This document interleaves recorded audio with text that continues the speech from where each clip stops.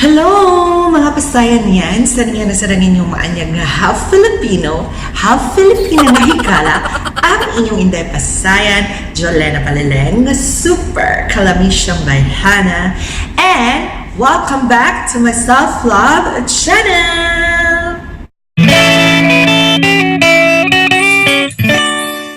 In today's video, we will talk about the crown contenders for this year's edition of Miss Universe Philippines. So, Miss Universe Philippines lang usa ang atong iskutan karon mga pasayan yan. Sky, this is the pageant kung diin familiar kaayo ko. And even the girls, even the candidates for Binibining Pilipinas aim to get the Universe title. Before we start, if you're new to my channel, o ganahan mo mahimong pasayan yan, please don't forget to click the subscribe button.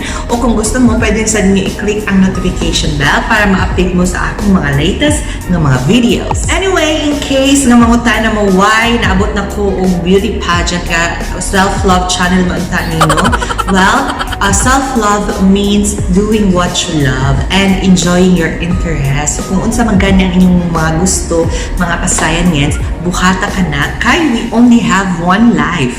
Sa katong wala pa na kay balo, I am one of the biggest pageant aficionados in the world. So, adi kayo kung mga beauty pageants, mga pasayan yan. And every year, mag-post ko sa akong Facebook kung kinsa to feeling na ako makadaog ng mga corona. And it even came to the point nga ang akong topic sa akong thesis pag-college kay about beauty pageant. So, yung anak ka, hilig ka-adik o beauty pageant, mga pasayan yan. To be specific, Miss Universe. Sadyo sa akong gipangandoy, mga pasayan yan, mao ang mamahimong beauty queen. Pero namtay gitawag nga reality check, no? And kabalo mo, mga pasayan yan, being a beauty queen is a very difficult job. And in every job, nadyo yung mga qualifications. Sadly, wag nakapasar sa ilang standards, pero di napasabot hang di kita gwapa.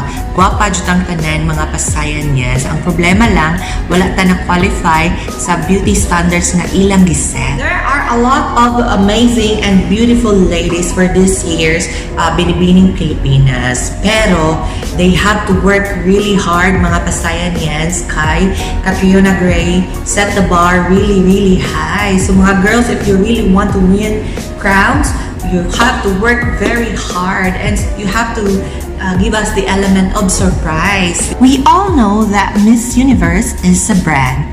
It's a job that you have to do for a year and you have to make sure to have the energy to do your tasks until the end of your reign. The girls should also know that it is not only about photo shoots, modeling, or traveling around the world. For you to win the title, first, you need to be an empowered woman who can empower others. And at the same time, you need to be relatable. There were a lot of strong, independent women who competed in the past. However, they didn't win the crown. The reason? They were not relatable. IMG changed the game when it assumed the ownership. They want someone who can be an excellent spokesperson for the organization. So great comm skill is a must. During Trump era, manggod mga pasayan yes, maski dili kaayo kay nga nakahana sa public speaking, basta imong dating kay pang supermodel, tapos beautiful kaayo ka, tapos ang imong beauty kay kaya kaayo magdala og daghan kaayo nga kwarta or mga revenue kang Trump, possible kaayo ka nga makadaog og Miss Universe. Now, let's talk about the girls nga feeling nako will have a head-to-head battle for the Miss Universe Philippines crown. So, kinsa ka kanila ang makadaog this year's. First on the list, we have Gazini Ganados representing Talisay City, Cebu.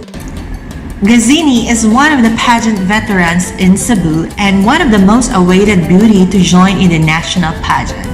She stands 5 feet and 7 inches and works as a professional model in Cebu. Her advocacy is to help the elderly people.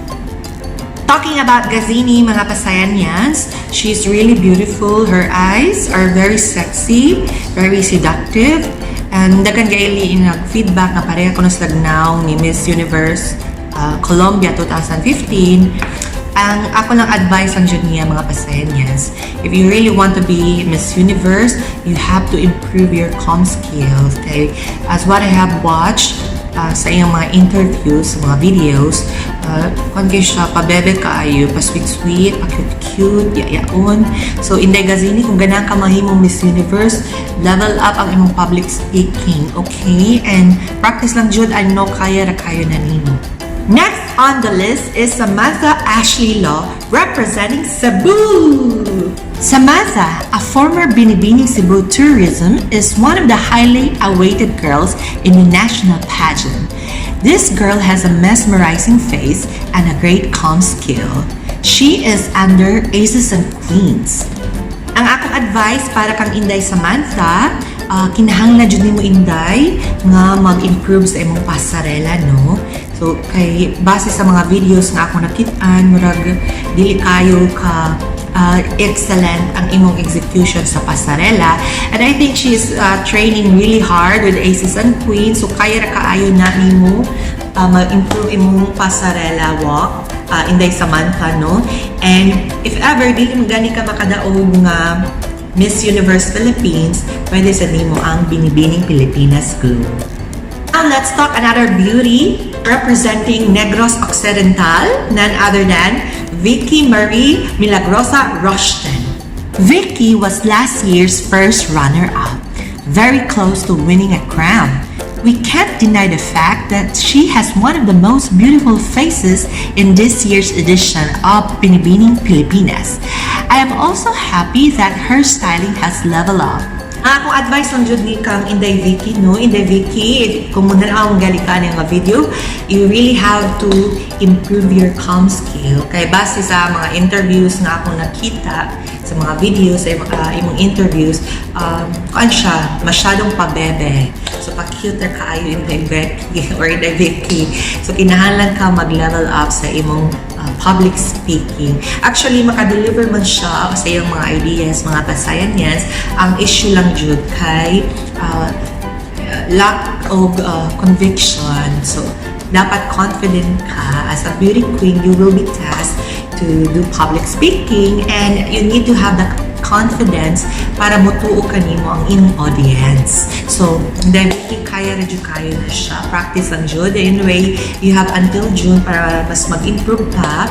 And if ever man gani, dili ka makadaog sa Miss Universe Philippines na title, pwede sa nimo ang Binibining Pilipinas Intercontinental. So, possible nga mag-back-to-back ka with Karen Goldman.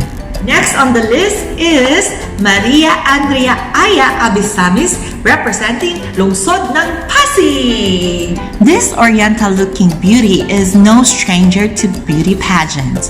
She is the daughter of Miss Universe 1984 third runner-up Desiree Verdadero. Her aunt, Rafaela Verdadero, placed top 5 in Miss World 2003. She is an artist and at the same time a member of the Professional Models Association of the Philippines. Last year, she placed top 15. Under Aces and Queens, I am sure they are helping her enhance her communication skills. Another thing that she needs to do is to improve her walk.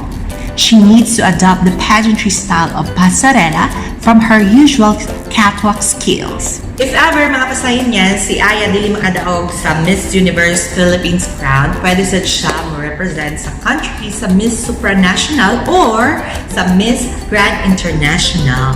Next on the list is Samantha May Bernardo representing Palawan. Samantha was last year's second runner-up. She is 25 years old from Puerto Princesa, Palawan. She is Mutya ng Palawan Tourism 2013. She has been a competitive rhythmic gymnast and is also a former president of Siming Palawan Dance Troupe that showcases Philippine tradition through folk dances here and abroad. For sure, this is the reason why she is the one to beat when it comes to pasarela. She's very sexy. In my opinion, Samantha, if ever she will not win the Miss Universe title or Miss Universe Philippines title, she will also do well in Miss Grand International. The organization is looking for someone who is tall and sexy. And I've noticed that MGI wants their queens to be like Latinas. And Samantha has all these qualities. Kung advice lang jud no kang Inday Samantha, I've noticed imong mga recent pictures na imong gipang upload karon kay very sexy. Unsa man jud Inday Samantha, unsa man jud gi-applyan Miss Universe Philippines or tag model sa Tando White, I'm sure. Kay grabe kayong lugsot-lugsot yung touch ron no sa mga pictures. And advice lang nako, I hope sa styling team ni Samantha inyong mabalance ang elegance and sexiness. Now let's talk about another beauty representing Bataan, Bea Patricia Magtano. Hatch completed her undergraduate degree in economics. Then she pursued her education at the University of the Philippines in Diliman and received a degree in law. She aspires to be a lawyer at some point in the future. Just like Aya, she is also a member of Professional Models Association of the Philippines. Now let's talk about her advocacy. Ang iyang advocacy mga pasayanyans kay right of prisoners. And she received a lot of comments, bad comments, bad feedback about this kay according to them, it's too political daw. And according to her side, dili man kuno ni siya political kay it's her way of helping people na mahimong makapakipakinabang nga member sa society after nila ma-rehabilitate. Very unique kaayo ni siya nga advocacy mga pasayanyans, no? And if ever man gani dili siya makadaog as Miss Universe Philippines, possible sad siya mo represent sa country para sa Miss International. And I'm sure she will really do well. The last but certainly not the least, representing Masbate, Hannah Constantino Arnold. Hannah hails from Canberra, the capital of Australia. She is born to a Filipino mother and an Irish-Australian father. With this, she grew up with the best mix of both cultures. Hannah migrated from Canberra, Australia to San Fernando, Masbate. She reigned as Miss Philippines Charity Queen 2014 when she was 18 years old. Talking about her academics, she is a graduate of Bachelor of Applied Science in Forensic Studies at the University of Canberra. First time pa lang nako kakitaan niya mga pasayanyans no, na feel na jud na ko nga this girl is the one to beat. Yung beauty kay combination sa beauty ni Pia o sa beauty ni Catriona. So very beautiful kaayo ni siya. And yung com skills kay excellent sad, very bubbly. And her advocacy mga pasayanyans kay to reduce crime rates by giving the youth access to education. And I could feel this girl is very friendly ni siya. Mura siya kanang friend nato nga imo dapugon buhak-hak ra gani mga pasayanyans. Ang akong advice lang jud ani ni Inday, no, Inday Hannah, para makadaog jud ka sa Miss Universe Philippines, you have to improve your com skill, your public speaking. Actually, very good man siya mo English, knowing that she's from Australia. Ang kuha nga jud niya kay ang content, ang impact, ang unod sa iyang speech, iyang delivery, kay you'll be tasked to do public speaking and you have to convince your audience. So, kinahanglan jud na siya i-improve Inday Hannah. And also your walk, kinahanglan ka mag-improve, dapat mas sexy, mas sultry ang imong pasarela. O kung wako masayo, if my data, if my information is correct, mga pasayanyans, she is now being trained under Silver Linings. Kung wako masayo, kani siya grupo nga nag-training Catriona Gray. And I'm sure she's in good hands and hopefully she will win the Miss Universe Philippines crown.